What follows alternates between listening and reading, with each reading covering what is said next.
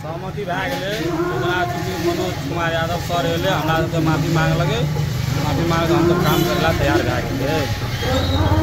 आजको यो सहमति आपसी संवाद एउटा परिवारमा बसेपछि जुन किसिमको द्वन्द्व एकअर्काको विरोध आपसी सहमति हुन्छ। त्यसमा आपसी सहमति यो कर्मचारीहरूसँग आपसी सहमति गरेर हाम्रो कलाकार कर्मचारीले पनि सहजीकरणको बाटो अपनाउनु हो। सबैजना एक गाडी हटेर जनताको नगरवासीहरूको काम कसरी राम्रो हुन्छ त्यो एउटा सोच बनाएर आजदेखि हामीहरू अगाडि बढेको छ। सबैजनाको एउटा सहज रूपमा काम गर्नुपर्छ।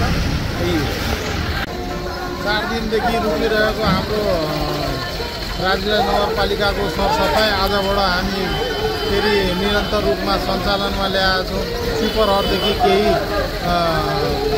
असभ्य कुराहरू हाम्रो कर्मचारीहरूले कि पस्किनु भएको छ। उहाँहरूको तलब हामी अर्कै दिन पठाइसक्यो र उहाँहरू केही अपशब्द बोलेकोमा आन्दोलित थियो र त्यो आन्दोलित समस्याहरूलाई समाधान गरेर हामी सम्पूर्ण जनप्रतिनिधि कर्मचारी साथीले जसले असभ्य बोल्नुभएको थियो हाम्रो मनोज सर पनि बिहानै आएर उहाँहरूलाई हामी कर्मचारी हौँ, तलमाथि जे पनि भयो यसलाई सम्टौँ र राजविराजमा भएका यो फोहोरहरूलाई कसरी व्यवस्थापन गर्नुपर्छ भन्ने हिसाबले आएर उहाँले यो समस्या सल्टिनु हो।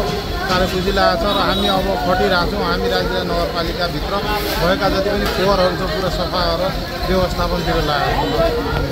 सुपरहरूको हडताल आजदेखि चारो भएछ, खुलेको छ। आजदेखि नियमित सरसफाइ हुन्छ र आजको घटनामा जुन अस्ति हडताल गरेको सुपरहरूको माग थियो मनोज सरले गाली गरे भनेर, तर मनोज सरले त्यसलाई समाधान गर्नुभयो आफै र आजबाट काम सुचारू गर्नु। म ईश्वरत प्रदिन बागेल नगरपालिकाको कारबार हुने। 4 दिनदेखि हाम्रो सरसफाइ बन्द थियो। स्विपरहरू हडताल गरेको थियो।